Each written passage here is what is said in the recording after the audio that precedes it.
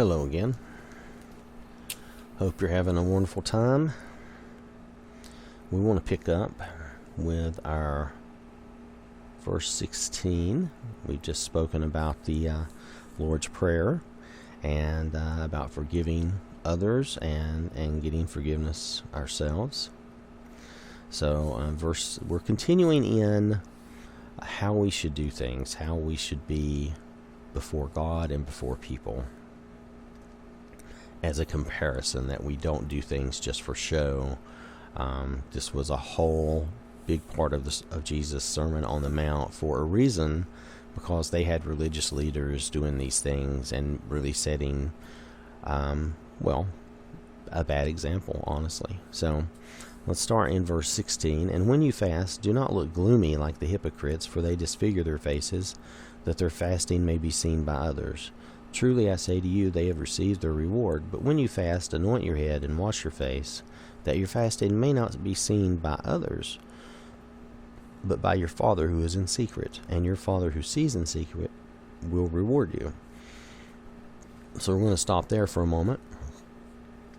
Again, this is a matter of doing things for the right reasons. I know we don't fast a lot nowadays, but if you did do a religious fast, making a sacrifice to fast and study the Word and try to get closer to God through making that sacrifice. If you do that, you should not be doing that in a showy way, in a way that you're doing it to get praise from people who they go, oh, look at that person, oh, they're fasting, they're doing this, they're doing that, Again, it's a condition of the heart. It's doing things for the right reason, and doing these things for God and not for people. Not that no one will ever know. Obviously, if I was fasting, my wife would know I was fasting. I would ask that she not tell anybody, and she's wonderful, and she would not, and that would be great. But because I wouldn't want people to know I was doing that. Anyway, that is a shorter little section here, just a few verses, and I know that's not done as much in our current age, but I know that there are people who still do fast, and they do it so that they can study the Word and be closer to God, and I totally understand that. That's something that I maybe I should do. I haven't done anything like that in years and years and years. So, alright, so we're going to move on to verse 19 through 24.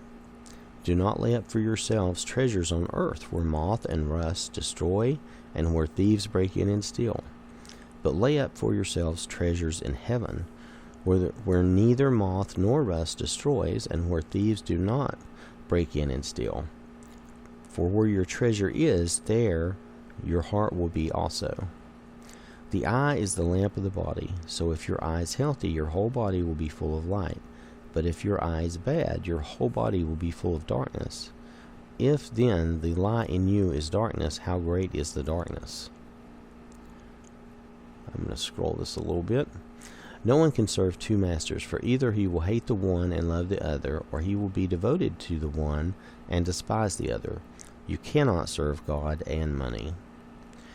Now, this is a simple, let me scroll this back here. This is a simple idea, but the way it's presented sometimes can be a little difficult for us to get, and I think that probably goes back to the scriptures being as old as they are, and some of this is very plain and simple. Okay, so like the first, when you look at verses 19 through 21, this first idea is very simple. Do not lay up treasures here on earth, meaning, how much money, and not just money, but other things, but let's start with money. Let's say it's money. How much money do you need to store up for your life? How much can you spend and live on in a life? Save some for your family, for your children, definitely. But at some point, enough's got to be enough. I mean, at some point, you need to take that and do something else with it. And I think I'm getting off a little bit. Let's back up, because I think I've wandered down a path I did not mean to take. I apologize. So Do not lay up for yourselves treasures on earth, where moth and rust destroy. This is about having your eyes on the kingdom of God, doing things to create treasure in heaven. Our treasure in heaven. Heaven is a spiritual place. It's not a physical place. The things we have and do in this world are just transitory. They're just physical things. You're not going to have them in heaven. They're nothing. They're not going to help you in heaven. They're not going to be anything to you. You're not even going to care about them because they will have just been something that you had in this life.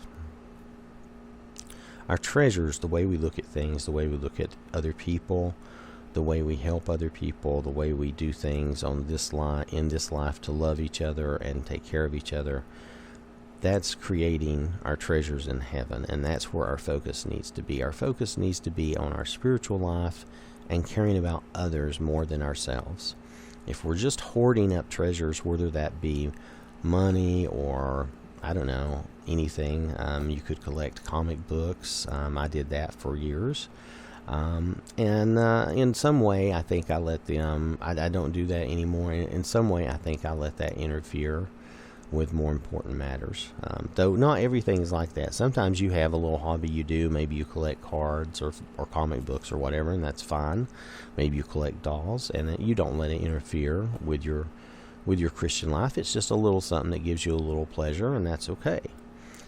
But this is talking about really being focused on the right things and having our treasures be in heaven.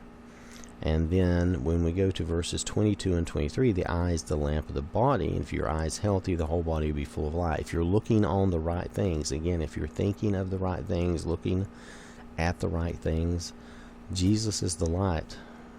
Jesus is the light of the world. And if we're looking at Him, then we will be full of light. That's from studying the Word and doing what we should do, trying to do the things that we should be doing.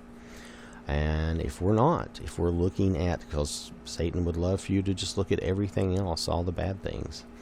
If you're looking at the bad things, evil stuff, if you're looking at dark things, if you're so into all of that, then yeah, you're going to be filling yourself with darkness, and that's not going to be the right thing. That's going to be the wrong thing that you're looking to. You're looking to the things of this world that aren't important and that aren't going to be there for you or help you.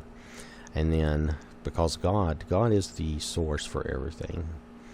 Even for people who don't believe in God, whether they realize it or not, they still follow the same biblical laws and principles as far as reaping and sowing and what they put their time into and the work they do. That determines what they get back out of things. So they're still working in that same biblical principle, even if they don't believe in God. Because again, that is something that God set up, just like He set up the rain and the sun, which happens for the just and the unjust. It happens for all of us. So those laws work the same too. If you work hard at something, if you put effort into it, you're going to reap from it. So, and that can be bad reaping too, but we won't get there just yet. So then we look at verse 24. No one can serve two masters, for either he will hate the one and love the other, or he will be devoted to the one and despise the other. You cannot serve God and money. And this is just an age-old thing where greed, where I kind of went off onto that a few minutes ago. It's just a matter of greed and being, loving money and just storing up money and keeping money as if that's going to save you. Now, money is a resource for us here in life. It is. It's a resource like water and food. In our society, you're going to need money. There's nothing wrong with that. You're going to need a job. You're probably going to need to work and make money. That's normal. There's nothing wrong with that, and He's not saying that there is. However, you shouldn't be loving money and storing up money in ridiculous amounts or in such a way that you love money more than you love God. If you're just serving money, making money to make money, to have more money, then you've got the wrong idea. If you're making money so that you can take care of your family, and then maybe you can give to the needy and do other things. That sounds pretty normal. I mean, you're just making it because you need to make it. You want to give back to your church. You want to give back to your community. And you love God, and you're following Him first. That's the way it should be, because we are going to have some money. I would not recommend anybody that you quit your job or do anything like that. It doesn't mean you love money just because you need to have money to pay for your bills. That's okay. There's nothing wrong with that. So just wanted to make that point. So there was a lot more here than I thought, and I'm not sure how long I have talked about this, but it seems like I talked about it a good amount. So I'm going to stop us here, and then we will come back in our next session with verse 25, and we'll finish up this chapter. We're still only about in the middle of the Sermon on the Mount, and it's a big sermon, and Jesus covered a lot of things. So I want to make sure we get this covered, and I want to try to talk about all of this as much as I can. Please feel free to make comments and let me know, if there's a point that we maybe missed or we need to discuss, or if you have any questions, okay? All right. Thank you very much, and God bless you.